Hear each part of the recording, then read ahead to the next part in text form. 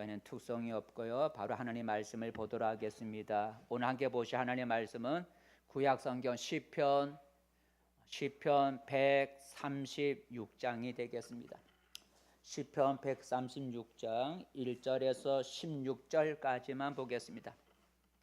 시편 136장 1절에서 16절까지만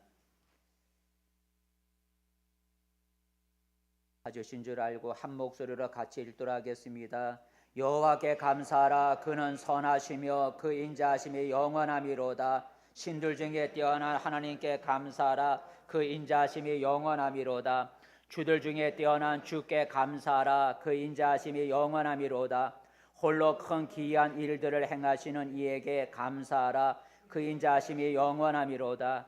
지혜로 하늘을 지으신 이에게 감사하라. 그 인자하심이 영원함이로다. 땅을 물 위에 펴신 이에게 감사하라. 그 인자하심이 영원함이로다. 큰 빛들을 지으신 이에게 감사하라. 그 인자하심이 영원함이로다.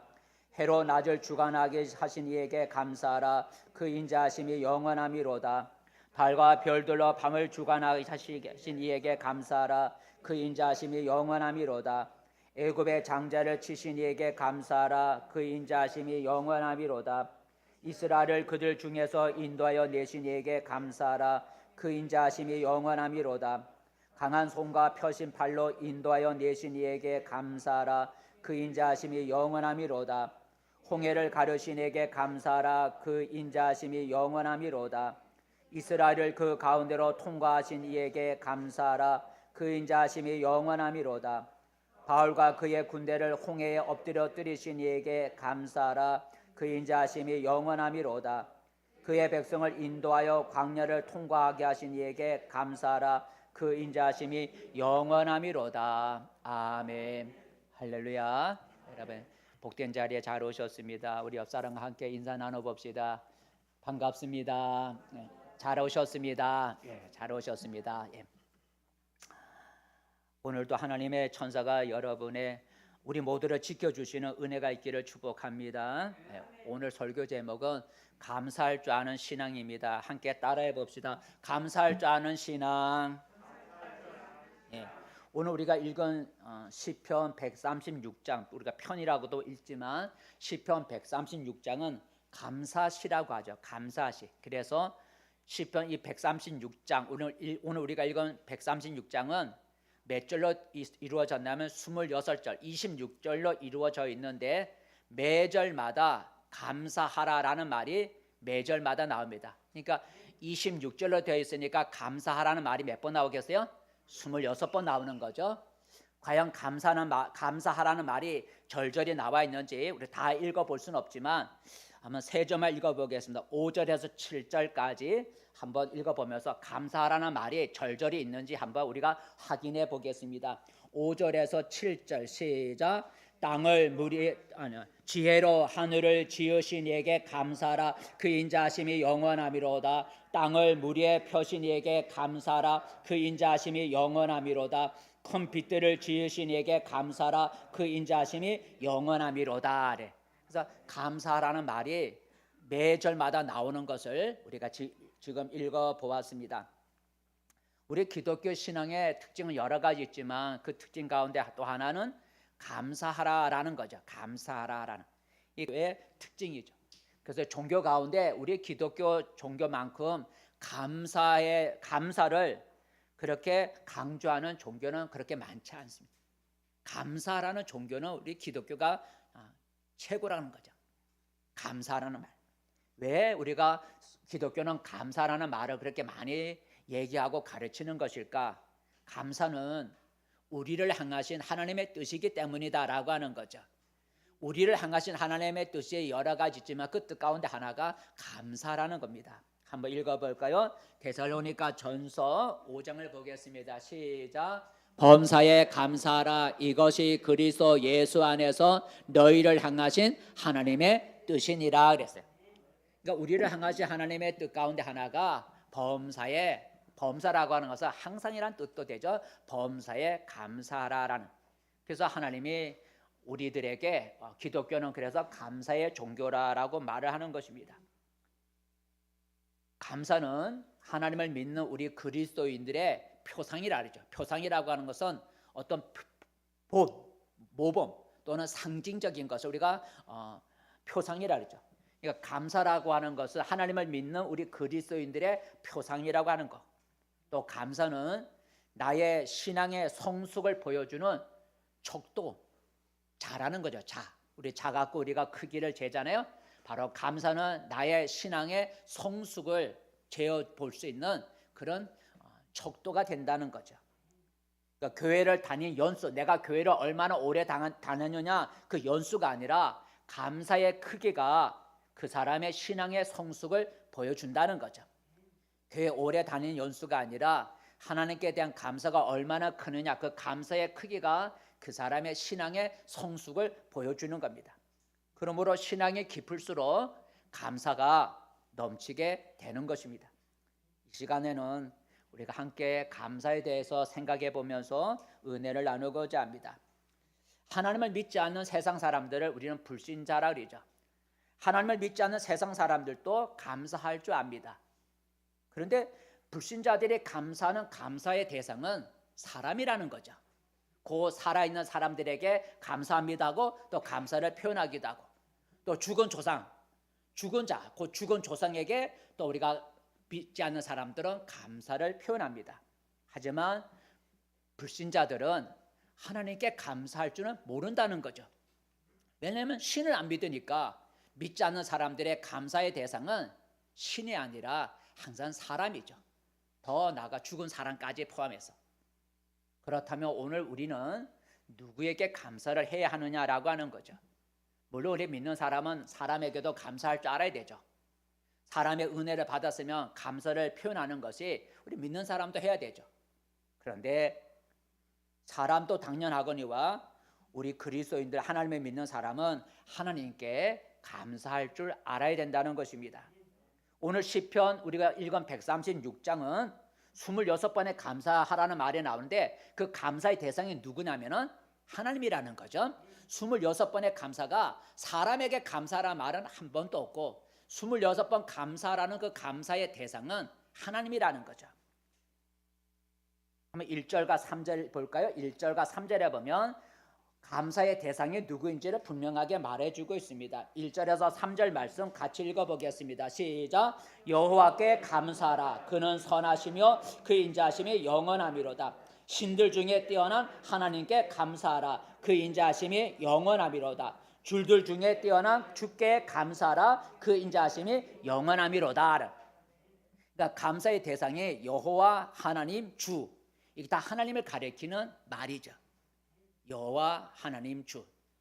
그러니까 오늘 26번의 감사라는 그 감사의 대상은 사람이 아니라 또 죽은 자가 아니라 하나님께 감사라고 말하고 있습니다. 그러기에 하나님을 믿는 신자가 하나님께 감사할 줄 모르면 세상의 불신자와 다를 바가 없다는 거죠. 세상의 불신자들도 사람에게 감사할 줄 알지만 하나님께 감사할 줄 모른다 그랬어요. 근데 하나님을 믿으면서도 하나님께 감사할 줄 모른다면 그런 믿음을 가진 사람은 믿지 않는 세상 사람이나 다를 바가 없다고 하는 것입니다.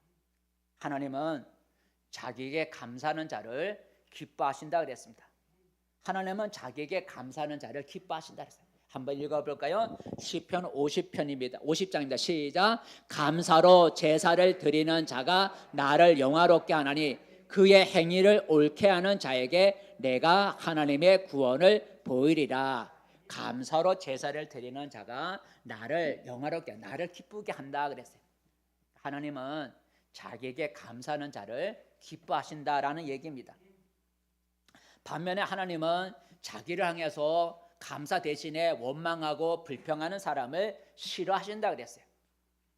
하나님이 이스라엘 백성들을 애굽에서 이끌어내셔서 가나안 땅으로 인도하셨는데 하나님이 애굽에서 이끌어낸 이스라엘 백성들을 광야에서 다 시체가 되게 만들었다는 거죠. 가나안 땅에 보내주겠다고 이끌어낸 이스라엘 백성들 20세 이상의 이스라엘 백성들을 가나안 땅으로 인도하지 않고 광야 사막에서 다 시체가 되어 죽게 만들었습니다. 왜 그랬을까요?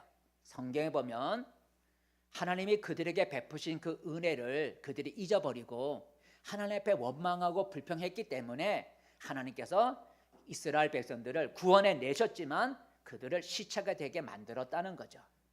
감사할 줄 몰랐기 때문이다라고 하는 겁니다. 이처럼 하나님께 감사할 줄 아는 신앙이 바른 신앙이고 성숙한 신앙입니다. 하나님께 감사할 줄 모르면 어린아이의 신앙에 머물고 있는 거죠. 어린아이는 어린아이의 특징이 뭡니까? 자기 손에 있는 것은 줄 모르고 다 달라는 것이 어린아이 아니겠어요? 그죠? 어린아이는 자기 손에 있는 거 안 뺏기려고 꽉 쥐고 있으면서 또 다른 걸 보면 그거 다 달라는 게 어린아이의 특징이에요. 어린아이 신앙이라고 하는 게 뭐겠어요? 하나님께 감사할 줄 모르고 하나님께 다 달라고 하는 게 바로 어린아이 신앙이다라고 하는 겁니다. 하나님을 향한 감사의 그 지수가 나의 신앙의 깊이를 보여준다는 거죠. 오늘 나는 어떠합니까? 하나님께 자주 감사를 하고 있습니까? 아니면 사람에게는 감사할 줄 알면서 하나님께 감사를 하지는 못하고 있지는 않습니까? 오늘 우리가 읽은 하나님의 말씀은 우리에게 사람이 아니라 하나님께 감사라고 가르치고 있습니다. 우리가 진정 감사할 대상은 사람보다 하나님이 먼저라는 사실을 깨닫기를 바랍니다. 성경 속의 신앙인들은 어떤 일을 만나든지 항상 하나님께 감사를 했습니다. 하나님은 자기에게 감사할 줄 아는 신자를 기뻐하시고 사랑하십니다. 그러므로 오늘 이후로는 사람만이 아니라 사람에게도 우리가 은혜를 입었으면 감사해야 되지만 항상 하나님께 먼저 감사할 줄 아는 우리 모든 신자가 되기를 바랍니다. 그렇다면 왜 우리가 하나님께 감사해야 되는가? 하나님께 감사하라 오늘 이렇게 26번이나 말하고 있는데 왜 우리가 하나님께 감사해야 되는가? 감사할 이유가 무엇인가? 라고 한다면 하나님이 우리를 위해서 베풀어 주신 그 은혜, 하나님이 우리를 위해서 우리에게 베풀어 주신 그 은혜 때문에 우리가 하나님께 감사해야 된다는 거죠. 우리가 사람에게 감사하는 이유는 사람에게서부터 우리가 은혜를 받았기 때문에 감사를 하는 거예요. 오늘 하나님께 감사하라고 하는데 왜 하나님께 감사를 드려야 되냐면 하나님이 우리에게 베풀어 주신 그 은혜 때문에 우리가 하나님께 감사해야 된다는 겁니다. 오늘 우리가 성경 읽은 시편 136장에 보면 하나님이 우리 인간에게 또 이스라엘 백성에게 베풀어 주신 그 은혜들을 하나하나 열거를 하면서 그런 이유 때문에 감사하라고 말해주고 있어요. 다 읽을 수가 없지만 5절 한번 읽어볼까요? 이유 때문에, 이런 이유 때문에 감사라는 5절 말씀 시작. 지혜로 하늘을 지으신 이에게 감사라 그 인자하심이 영원함이로다. 왜 하나님께 감사하라고요? 하나님이 하늘을 지어주셨다는 거예요. 또 여러분 7절 읽어볼까요? 7절 말씀 시작. 큰 빛들을 지으신 이에게 감사라 그 인자하심이 영원함이로다. 하나님이 뭘 지으셨다고요? 빛이 있으라 해서 어둠 속에 있는 이 우주의 빛을 하나님이 만드셨다고.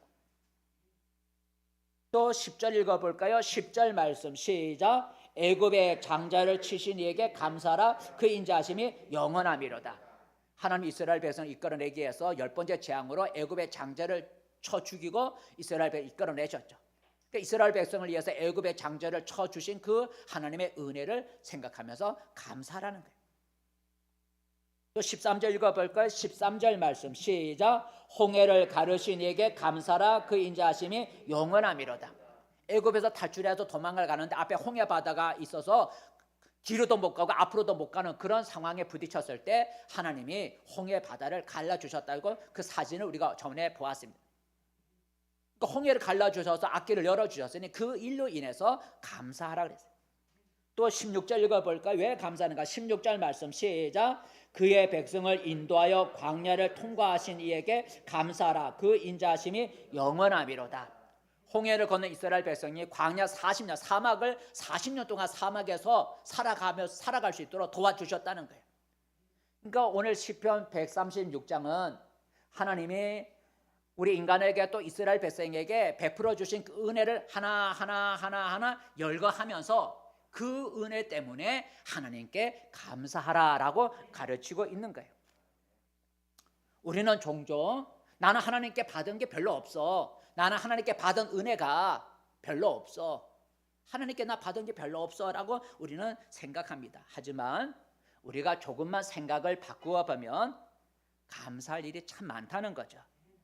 어떤 사람은 자기가 가는 평탄한 길에 조그마한 구덩이만 있어도 하나님께 불평하기도 하지만, 어떤 사람은 자기가 가는 어둠 속에 작은 불빛만 비춰도 하나님께 감사할 수 있다는 거죠.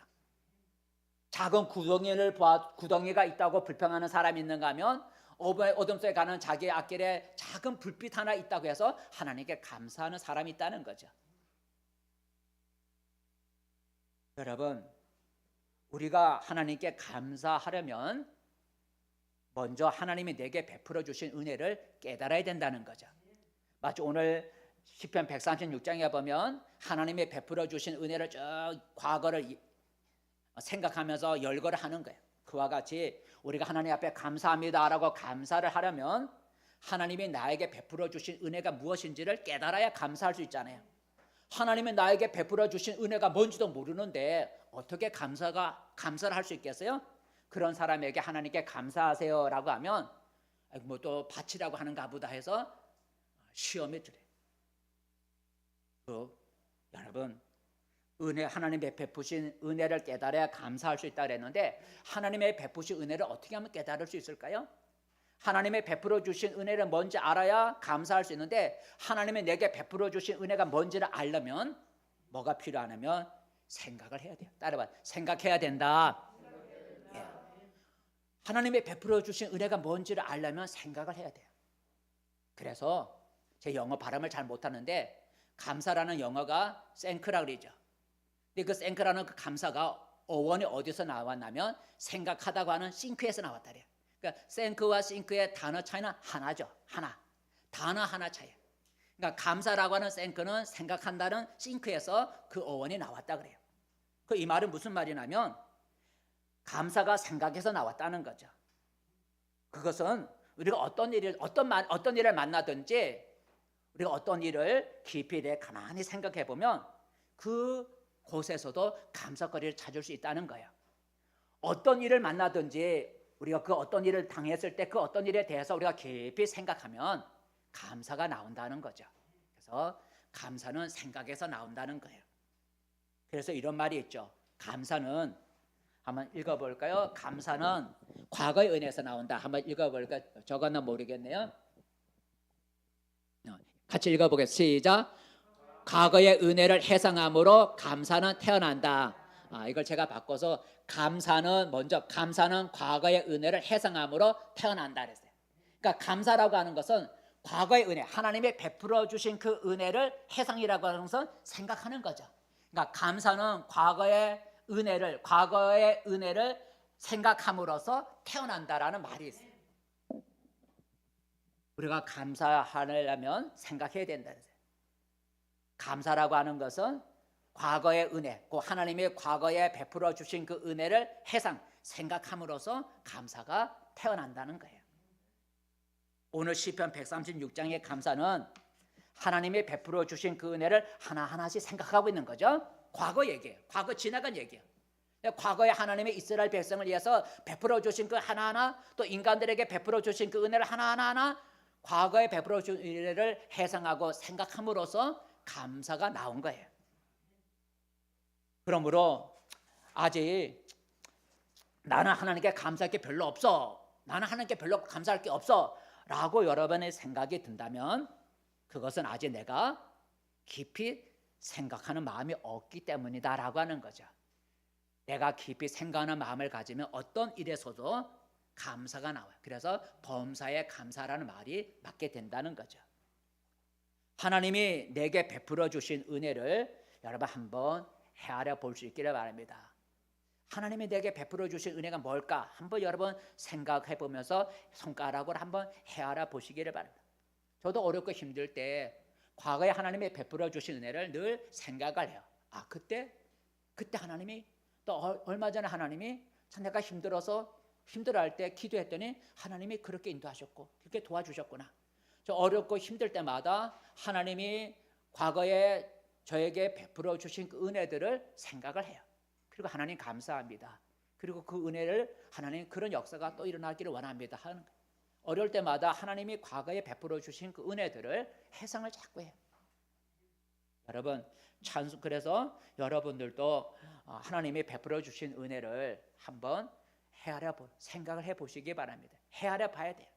그래서 찬송가에 보면 하나님이 주신 복을 세어보라는 얘기가, 세어보라는 찬송이 있죠. 한번 우리 1점을 불러볼까요?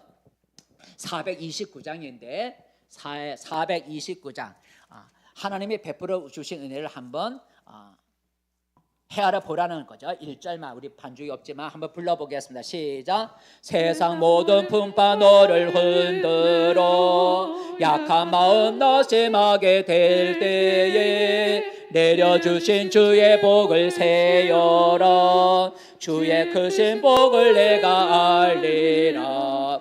받은 복을 세어 보아라. 크신 복을 내가 알리라. 받은 복을 세어보아라. 주의 크신 복을 내가 알리라. 받은 복을 세어보라 했어요.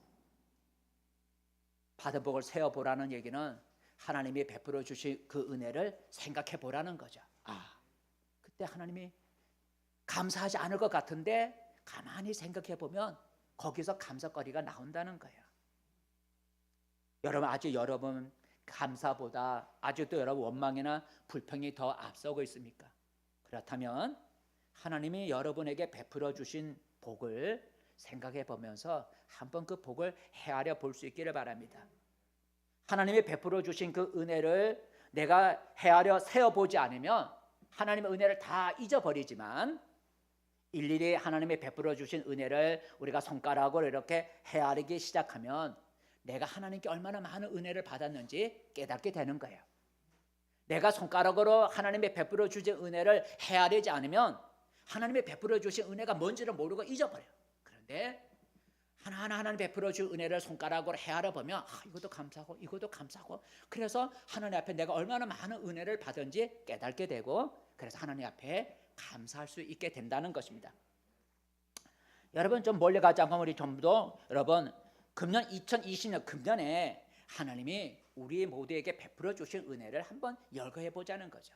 멀리 갈 거 없이 여러분 여러분 개인적으로 다를 수 있지만 우리 공통적으로 2020년 금년에 하나님이 도대체 우리에게 뭘 또 나에게 어떤 은혜를 베풀어 주셨는지 한번 생각해 보고 헤아려 볼까요? 먼저 여러분 아름다운 자연 만물을 우리에게 주신 건 다 아시잖아요. 여러분 따뜻한 해도 주시고 모든 아름다운 동물과 식물을 주시고 여러분 정말로 이 세상에 있는 모든 하늘에 있는 별들 또 우리가 따뜻한 햇빛 또 여러분 우리가 시원한 바람 이 모든 것은 내가 만든 게 아니잖아요. 하나님이 우리에게 주신 은혜잖아요. 이게 저절로 생긴 게 아니야. 여러분 다른 혹성에는 아직 이런 게 발견하지 않았어요. 근데 우리 지구라는 곳에는 이런 것들이 있어요. 우리 지구에는 이런 모든 자연 안에 자연 만물의 아름다움이 있어요.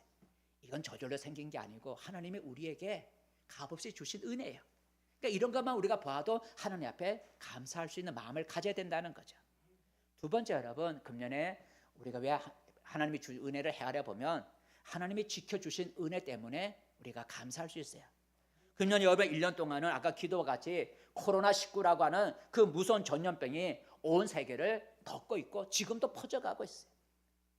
한번 걸리면 여러 모양으로 고통을 당하고 피해를 겪게 돼요. 사람들로부터 피해 대상이 되는 거예요. 괜히 내가 걸렸는데 다른 사람들이 나를 피하는 거예요. 가게가 걸리면 그 가게 사람들이 가지 않아요. 한번 걸리면 여러 모양으로 고통과 피해를 겪게 돼요. 그래서 코로나에 걸릴까 봐 모두가 두려워하고 있는 거예요. 그런데 하나님이 1년 동안 올해까지 이 무서운 코로나 전염병에 걸리지 않도록 여러분과 여러분의 가정을 지켜주셨어요. 우리 교회와 성도들을 지켜주신 거예요. 한 해 동안 이런 무서운 전염병으로부터 또 질병으로부터 또 사고로부터 이런 것이 없이 지내게 된 것도 하나님의 은혜다라고 하는 거죠. 내 힘으로 된 게 아니잖아요. 하나님이 우리를 이런 모든 어려움에서부터 위험에서부터 지켜주셨다는 거예요. 세 번째 여러분 또 하나님 우리에게 베풀어 주신 은혜가 어떤 것이 있을까요? 먹을 양식을 주신 것에 그 은혜가 있는 거예요. 여러분, 금년에는 코로나19라는 전염병으로 인해서 국가의 경제, 물론 세계 경제도 그렇지만 국가의 경제가 혼란에 빠져 있고 많이 흔들렸어요. 그 코로나 전염병 때문에 수많은 기업이나 가게나 사업들이 큰 타격을 받았고 지금도 받고 있어요. 이대로는 살 수가 없다고, 사람들이 소비도 안 하고 오지도 않으니까 이대로는 살 수 없다고 사방에서 아우성을 쳤어요. 몇 달 전만 해도 쳤어요. 얼마나 여러분 정말로 사람들이 살아가는 게 어려웠으면 국가에서 개인적으로 또는 기업에 또 가게에게 또 이렇게 무료로 공짜로 돈을 그냥 나눠줬어요. 그만큼 어려웠다는 거죠. 하지만 그 어려운 중에서도 하나님은 우리에게 필요한 것을 지금까지 공급해 주셨어요. 처음에는 불안해서 어떻게 살까? 이 가게가 될까? 사업이 될까? 먹을 수 있을까? 불안했던 그런 한 해였어요. 하나님이 이 한 해가 지나가면서 오늘까지 하나님이 우리에게 필요한 것을 공급해 주셨어요. 굶주리지 않게 하셨어요. 한 해 동안 나의 직장도 지켜주셨고 사업도 지켜주셨고 먹을 양식을 주셨어요. 이 모든 것도 하나님의 은혜다라고 하는 거죠. 먹을 양식 주신 것도 불안한 세상 속에 과연 내가 먹을 수 있을까? 직장이 안전할까? 사업이 잘 될 수 있을까? 사업을 지킬 수 있을까? 불안 속에 있었지만 한 해를 하나님이 그 고난 속에서도 지켜주시고 오늘까지 먹을 양식으로 채워주셨어요. 많이 있지만 또 하나는 우리의 신앙을 지킬 수 있는 은혜도 주셨어요. 여러분, 금년에 코로나19 전염병으로 인해서 교회가 가장 큰 피해를 입었어요. 물론 또 다른 기업도 다른 사업도 있겠지만 교회가 피해를 본 것 중에 가장 큰, 또 교회가 큰 피해를 봤어요. 국가에서 교회를 고위험 밀집 장소로 지정을 해서 대면 예배 나와서 예배 드리는 대면 예배를 지금까지 중지를 시키고 비대면 예배로 이렇게 하도록 그렇게 지시를 했어요. 그래서 수많은 신자들이 교회에 나와서 예배를 드리지 못하고 있어요. 물론 작은 교회는 그렇지만 큰 교회는 못 드리고 있는 거예요. 어쩌면 우리 교회도 신천지처럼 교회가 예배 중지가 될 수 있는 상황도 올 뻔했어요. 교회가 예배 중지를 당할 수 있는 그런 상황도 있었어요. 그런데 지금까지 교회는 좀 불편하지만 자유롭게 예배를 드릴 수 있게 된 거예요. 여러분이 지금까지 이렇게 예배 자리를 매주 지킬 수 있도록 하나님이 우리에게 은혜를 베풀어 주신 거예요. 이것도 하나님이 우리가 이렇게 코로나 이런 어려운 가운데 교회에서 예배 드리면 안 된다고 하는 그런 가운데서도 하나님이 예배를 중지시키지 않고 계속해서 그래도 하나님께 예배를 드릴 수 있도록 인도해 주신 것, 이것도 하나님의 은혜다라고 하는 거죠. 이처럼 하나님이 금년 1년 동안 나와 우리 모두에게 베풀어 주신 은혜는 참 많다는 것입니다. 그런데도 하나님이 나에게 베풀어 주신 은혜가 뭐가 있어? 라고 생각한다면 그는 부모님이 베풀어 주신 은혜를 모르고 부모가 나한테 해준 게 뭐가 있어? 라고 불평하는 자식과 같은 거예요.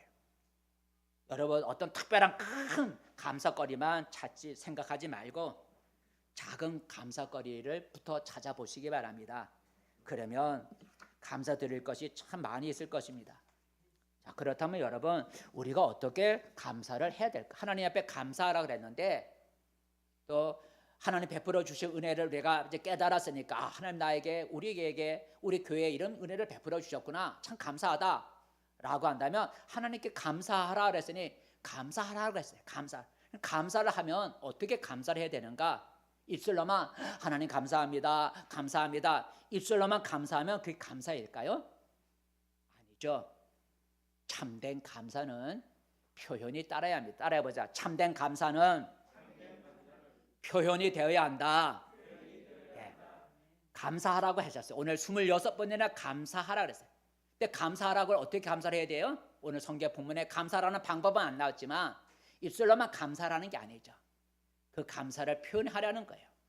여러분, 누군가를 사랑한다면 내가 그를 사랑하고 있다고 하는 그 사랑을 상대방이 알 수 있도록 표현을 해야 사랑이잖아요. 그죠?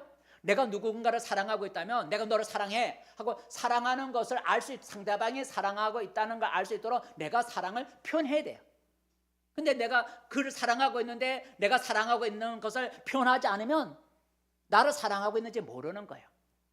사랑하고 있다면 상대방이 저가 나를 사랑하는구나 알 수 있도록 사랑을 표현해야 그게 사랑이에요. 하나님께 감사하라 그랬어요.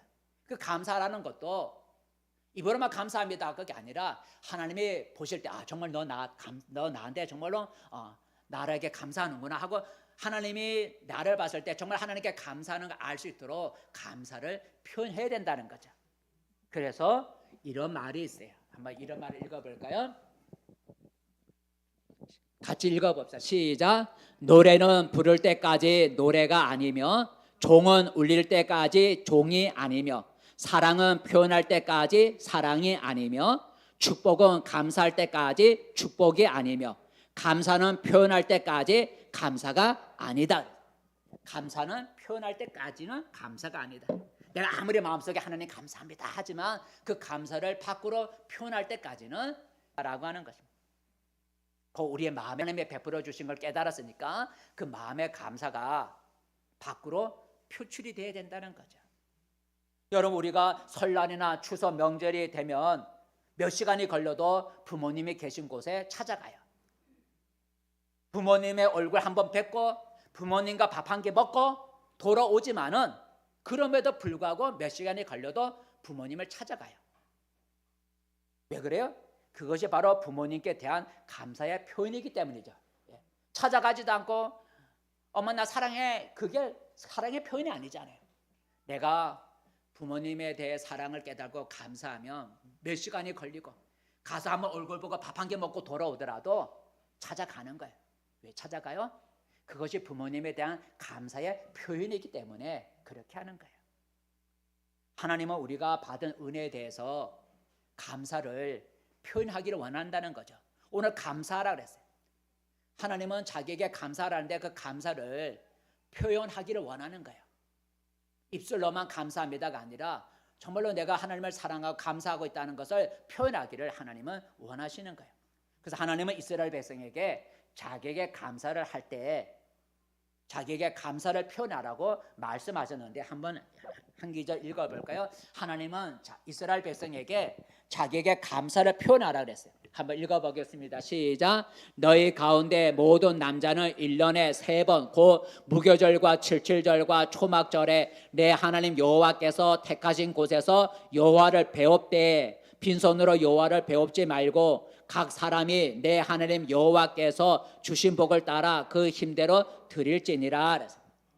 여기 보면 하나님이 이스라엘 백성에게 감사를 표현하는 두 가지 방법을 얘기했어요.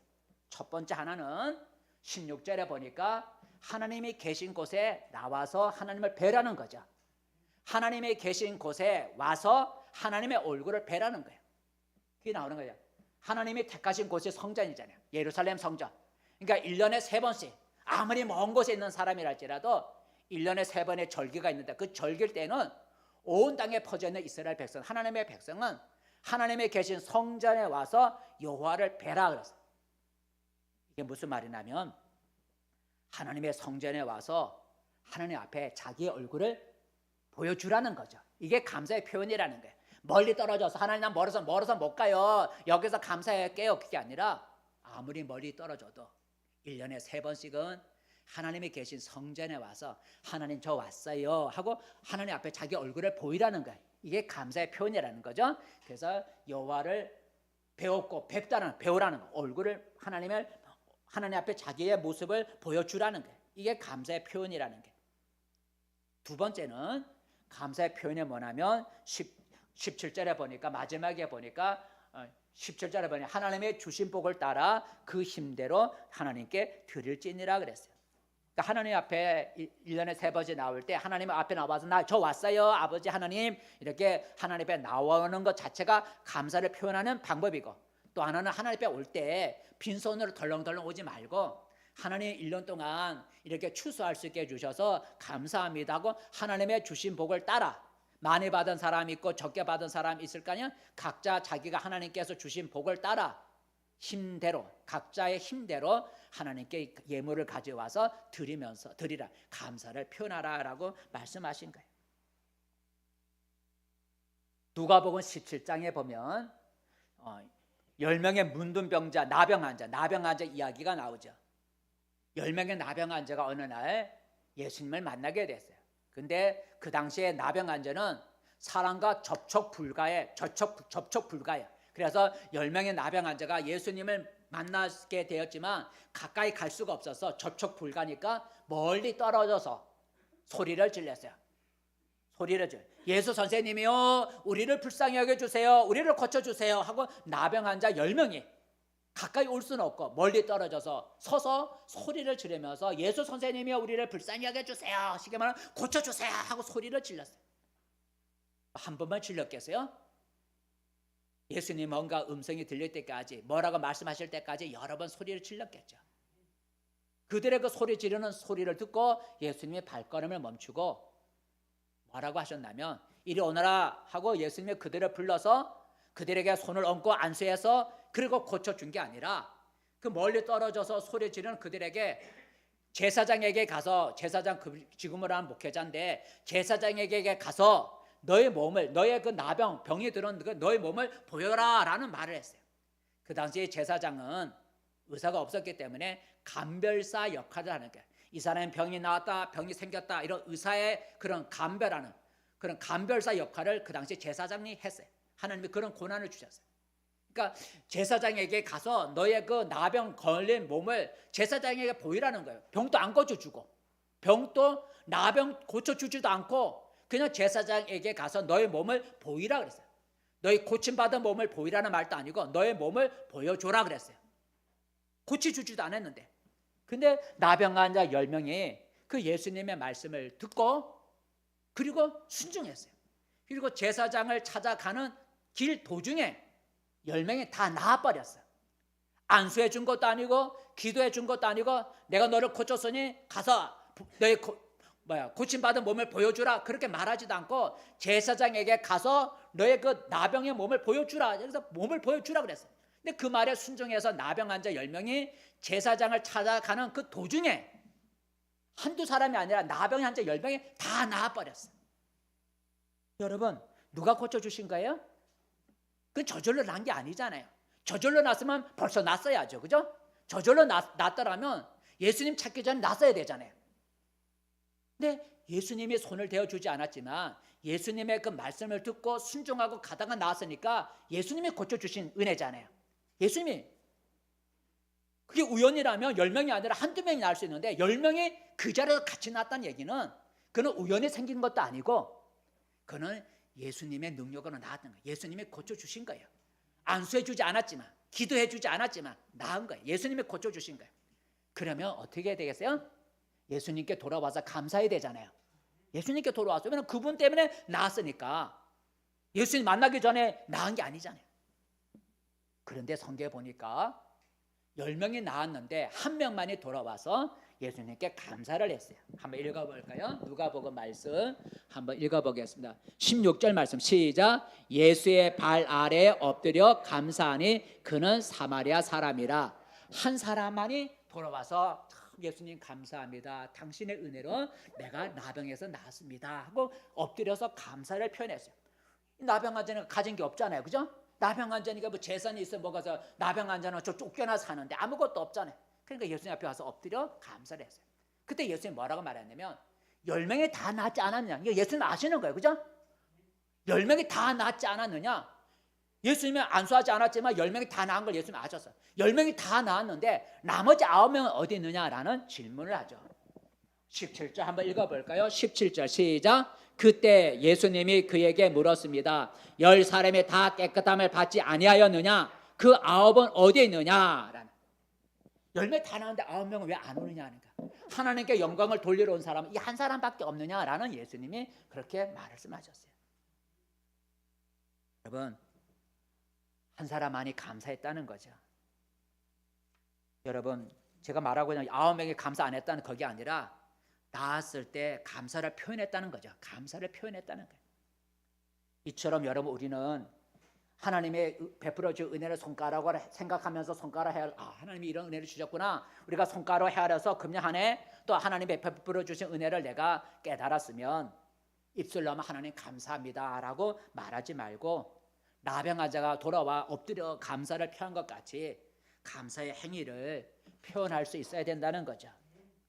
하나님께 나의 감사 행위를 감사합니다고 그 감사의 행위를 보여줘야 된다는 거예요. 성경은 행함에 대해서 이렇게 말을 하죠. 행함, 믿음이 있다고 하면 행함이 있어야 된다는 거죠. 한번 야고보서 2장을 보겠습니다. 야고보서 2장 말씀 시작. 영혼 없는 몸이 죽은 것 같이 행함이 없는 믿음은 죽은 것이니라 그랬어요. 행함이 따르지 않는 믿음은 죽은 거예요. 아무리 믿음이 있어도 행함이 없는, 행위가 따르지 않는 믿음은 죽은 거라. 하나님께 감사하다고 했고 내가 하나님께 헤아려서 감사한 것이 많이 받았다 깨달아지면 그 감사를 행위로 옮겨야 된다는 거죠. 입술로만 감사하면 그건 죽은 믿음이에요. 감사를 표현해야 그게 행동이에요. 그래서 우리가 하나님 앞에 감사를 표현해야 돼요. 성경에 보면 감사를 표현한 사람들이 많이 있지만 다윗 왕은 하나님 앞에 감사의 표현을 뭘로 했냐면 여러 가지 했겠지만 춤을 추면서 감사를 표현했어요. 다윗은 하나님 앞에 대한 감사의 표현으로 하나님 앞에서 춤을 추었다 그랬어요. 이 사건은 그렇죠. 다윗이 왕이 되었는데 오벳 에돔이라는 집에 하나님의 법궤가 그 집에 있었어요. 하나님의 법궤가 오벳 에돔이라는 집에 머물러 있는 걸 알았어요. 그래서 그 오벳 에돔의 집에 있는 하나님의 법궤를 자기가 살고 있는 다윗성, 곧 자기가 살고 있는 예루살렘 성으로 하나님의 법궤를 옮기고 싶었어요. 그래서 그 일을 추진해서 드디어 사람들로 하여금 법궤 매는 사람들로 하여금 법궤를 오벳 에돔 집에서 이제 나오게 만들었어요. 그때 다윗 왕이 하나님의 법궤가 오벳 에돔 집에서 떠나서 자기가 살고 있는 다윗성 예루살렘으로 가는 그 모습을 보고 너무너무 기뻐서 하나님의 법궤 앞에서 춤을 추었다는 거죠. 하나님 앞에서 법궤 앞에서 춤을 추었어요. 한번 읽어볼까요? 사무엘 합니다. 춤을 추면서 감사. 시작.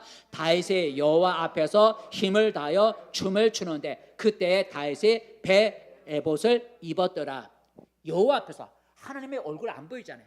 그러니까 하나님의 법궤야. 하나님의 법궤 앞에서를 여호와 앞에서래. 하나님의 법궤, 지금 메고 가는 하나님의 법궤 앞에서 그걸 여호와 앞이라 그래요. 하나님의 법궤 앞에서 춤을 추었다는 거예요. 왕인데 많은 사람들이 지켜보는데 그 법궤 앞에 덩실덩실 춤을 추니까 미갈이라는 여자가 조롱도 했잖아요. 다윗이 왜 그랬어요? 그 감사를, 법궤를 옮길 수 있는 것에 대한 그 은혜, 그것에 대한 감사를 춤을 추면서 표현을 했다는 거죠. 그렇다면 여러분 우리는 무엇으로 하나님 앞에 감사를 표현할 수 있을까요? 많이 있지만 두 가지 따라해봐요. 노래다. 예, 우리가 하나님께 감사를 표현하는 행위 중에 하나가 노래예요. 그래서 성경은 이렇게 말을 하죠. 뭐라고 말하는가요? 시편 95편을 볼까요? 시편 90 시작. 우리가 감사함으로 그 앞에 나아가며 시를 지어 즐거이 그를 노래하자. 그가 누구예요? 하나님을 노래하자. 감사함을 하나님 앞에 나아가서 우리가 노래로서 하나님 앞에 감사하자. 감사를 노래로 표현하는 거죠. 감사를 노래로 표현. 여기서 노래라고 하는 것은 세상 노래가 아니라 하나님의 이름을 높여드리는 찬송을 말하는 거죠. 찬송을 노래라고 그리는 거예요. 하나님께 대한 감사의 표현으로 뭘 하자는 거예요? 노래를 부르자는 거예요. 하나님의 찬송을 부르자는 거예요. 하나님은 자기를 높이는 노래, 그 찬송을 하나님은 기뻐하신다 그랬어요. 그래서 성경에 보면 하나님께 노래하라. 노래는 하나님을 높여드리는 찬송이기 때문에 성경에 보면 하나님께 노래하라는 그런 말이 참 많이 있는데 하나는 읽어볼까요? 시편 98편에 보면 하나님께 노래하라는 말이 많이 나와요. 읽어보겠습니다. 시작. 온 땅이 여호와께 즐거이 소리칠지어다. 소리내어 즐겁게 노래하며 찬송할지어다. 수금으로 여호와를 노래하라. 수금과 음성으로 노래할지어다. 나팔과 호각 소리로 왕이신 여호와 앞에 즐겁게 소리칠지어다. 소리치라는 것도 노래하라는 거죠. 하나님 앞에 노래하라는 거예요. 그러므로 여러분 우리는 노래, 찬송을 부름으로써 하나님께 대한 감사를 표현할 수 있다는 거죠. 그 입으로만 아니라 감사의 표현으로 내가 하나님 앞에 노래를 부르, 악기를 가지고 또는 음성으로 하나님 앞에 그 감사의 노래를 부르면서 감사를 표현할 수 있다 그랬어요. 그래서 우리가 다음 주일 추수감사절에 여러분 우리 구역별로 노래를 우리가 불러서 하나님께 감사를 표현하려고 그래요.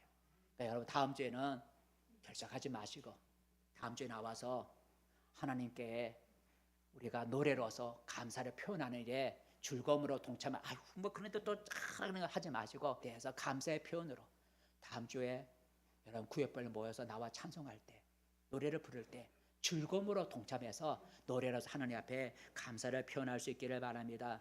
또 여기 말씀처럼 수금으로 나팔로 호각 소리와 같이 여러분의 각자가 또 개인적으로 여러분 악기를 가지고 하나님의 감사를 또 표현할 수 있으면 또 더 좋은 것이고요. 두 번째 우리가 감사를 표현할 수 있는 방법이 따라해봅시다. 예물이다. 예물이라고 하는 것은 내가 수고해서 얻은 수확물이나 재물을 내가 수고해서 얻은 수확물, 농사를 지으면 수확물이나 또한 재물, 내가 직장 다니면 재물이에요. 이게 바로 예물이라는 거예요. 하나님은 이스라엘 백성에게 아까 이렇게 말을 했죠. 신명기 16장 17절 아까 읽은 것에 16장 17절 말씀 시작. 각 사람이 내 하나님 여호와께서 주신 복을 따라 그 힘대로 드릴지니라. 1년 한 해 동안 하나님의 복을 헤아려 보면서 하나님이 나에게 이렇게 복을 부어주셨구나. 하나님의 주신 복을 따라 각자가 주신 복을 따라 자기 힘대로 자기가 할 수 있는 힘대로 하나님께 드릴지니라 그랬어요. 그러므로 여러분 하나님께 나의 소유물을 예물을 농사졌을 때 수확물이든 또는 내가 재물이든 그런 소유물을 드림으로 우리는 감사를 표현할 수가 있어요. 근데 사실 하나님께 나의 소유물을 드린다는 게 쉬운 게 아니잖아요. 하지만 이렇게 나의 예물 수확물과 재물을 드림으로써 하나님 앞에 감사를 표현할 수가 있어요. 다음 주일 추수감사절에는 여러분이 소유물을 하나님 앞에 주신 복을 따라서 여러분 힘대로 하나님께 드림으로써 감사를 표현할 수 있기를 바랍니다. 말씀을 맺습니다. 성도 여러분, 우리는 불신자와 달리 하나님께 감사할 줄 알아야 합니다. 하나님께 대한 감사는 나의 신앙 성숙의 크기를 보여주는 척도가 되는 거예요. 교회를 다닌 연수가 아니라 감사의 크기가 나의 신앙의 크기를 보여주는 겁니다. 하나님은 자기에게 감사하기를 기뻐하시고 그리고 감사하기를 원하신다 그랬어요. 하나님께 우리가 감사하려면 하나님이 베풀어 주신 은혜를 먼저 깨달아야 된다 그랬어요. 하나님의 은혜를 깨달으려면 어떻게 된다고요? 받은 은혜를 생각해보고 손가락으로 헤아려 봐야 되는 거예요. 유난히 힘들고 어려웠던 금년 2020년 1년 동안 하나님이 나에게 베풀어 주신 은혜들이 무엇인지를 생각해보고 베풀어 주신 은혜를 손가락으로 헤아려 볼 수 있기를 바랍니다. 그리고 내가 금년 한 해 받은 그 하나님의 은혜를 무엇으로 보답할까는 감사의 마음을 가질 수 있기를 바랍니다. 무엇으로 내가 하나님의 은혜에 보답할까? 그 감사의 마음은 입술로 그치는 것이 아니라 행동으로 표현이 돼야 된다는 거죠. 무엇으로 감사를 표현할 수 있다고요? 노래나 또는 아까 다윗처럼 춤이나 또는 우리 하나님 우리에게 주신 수확물이나 재물이나 이런 소유로 하나님 앞에 표현할 수가 있습니다. 감사는 나의 선택이죠. 하나님이 우리에게 감사라고 강요하는 것도 아니고 감사하지 않았다고 야단치지도 않습니다. 다만 하나님이 원하시는 뜻이 무엇인지를 우리에게 말씀해 주고 있습니다. 그러므로 내가 감사할 수도 있고 감사하지 않을 수도 있습니다. 내가 감사를 선택하든 선택하지 않는 나의 선택에 대해서 하나님이 이러쿵저러쿵 말씀하지 않으시죠. 하지만 선택의 결과는 다른 것이죠. 내가 감사를 선택해서 하나님께 감사를 표현하면 더 행복해지죠. 어떻게 행복해질까요? 시편 50편 아까 읽었지만 시편 50편 읽어보게 시작. 감사로 제사를 드리는 자가 나를 영화롭게 하나니 그의 행위를 옳게 하는 자에게 내가 하나님의 구원을 보이리라 그랬어요. 그의 행위가 뭐냐면 감사의 행위죠. 내가 감사를 선택할 수도 있고 안 할 수도 있다. 안 한다고 하나님이 뭐라 하지도 않는다 그랬어요. 이렇건 저렇건 말하지도 않는다 그랬어요.